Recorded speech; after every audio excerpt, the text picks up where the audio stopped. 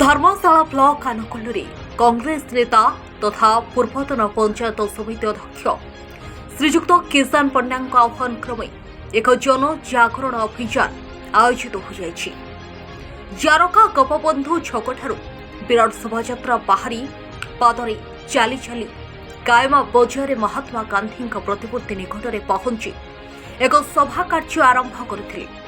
उक्त सभारे सम्मानीय अतिथि भावे राज्य कांग्रेस कमिटीर मुखपात्र श्रीजुक्त पद्माकर गुरु जोग देथिले। मुख्य अतिथि भावे प्रदेश महिला कांग्रेस कमिटीर सभानेत्री श्रीमती बंदिता परिड़ा जोग देथिले। कांग्रेस को समस्ते भल पाइले, कांग्रेस से नीति आदर्श को मन पकड़े, कांग्रेस दल को समस्ते भल पाइले एवं आगामी स्तरीय पंचायत निर्वाचन पौर निर्वाचन आपण माने देखिबे कौ भली कांग्रेस क्षमता को आसीबो एवं 2024 रे निश्चित शासन करिबो। एवं मोर अनुरोध आज धर्मशाला समस्त ए माटीर समस्त को अनुरोध करुची से स्मिताराणी विश्वास जे जड़े पीओ कार्यरत थिले ताकू जो बड़ी निर्मम भावे हत्या करागला आज से माने आगामी त्रिस्तरीय पंचायत निर्वाचन में साधारण लोक उचित जवाब देवे आउ कांग्रेस को निश्चित भाव में बहुमात्रा भोट देकर विजय लाभ करेंगे बोली मोर आशा और भरोसा अछि।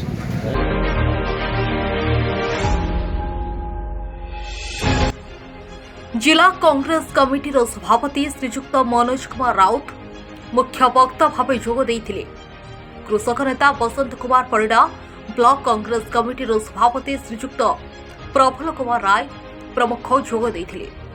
छात्र छात्री युवक महिला कृषक श्रमिक इत्यादि जोग दे केन्द्र और राज्य स्तर में चलिथिबा मनमुखी शासन विभिन्न दरदाम वृद्धि एवं चिटफंड ठकई नारी निर्यातना भली समस्त कार्य पई उभय सरकार को दायी करथिले।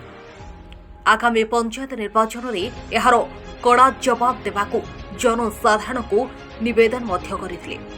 पदे कथा कहवाई चाहूँगी मु जड़े धर्मशाला माटीर पुओ हिसाब से देखु आज धर्मशाला जे क्षमतार अच्छी तांकर जो गर्व तांकर जो अहंकार आगामी दिन में चूर्ण हो कथा मुझे कहवाई चाहूँगी तांकर मनोभाव जो रही विरोध दल को अर्थ बल हो बाहुबल हो किणिकी नहीं दल सामिल करेंगे प्रत्येक दिन देखिए से भावुं विरोध दल ना किंतु आगामी पंचायत निर्वाचन में ये कांग्रेस दल दृढ़तार सहकार मुकाबला कर आगामी दिन में 2024 मसीह किभली भाव में ये धर्मशाला माटी विदा कराब यही शपथ आज यही यात्रा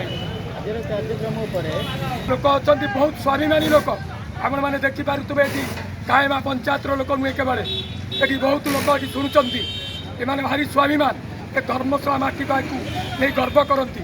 आज जो मैंने धर्मशाला माटी को निंदित प्रतिनिधि होती सीबीआई डाकिया पछौना किंतु तार गौरव किभली भाव में विकसित हम यही लक्ष्य नहीं कि धर्मशाला जनसाधारण आगामी निर्वाचन में प्रत्येक समय मुकाबला करने जड़े जड़े सैनिक हिसाब से शपथ ने विताड़ित कर।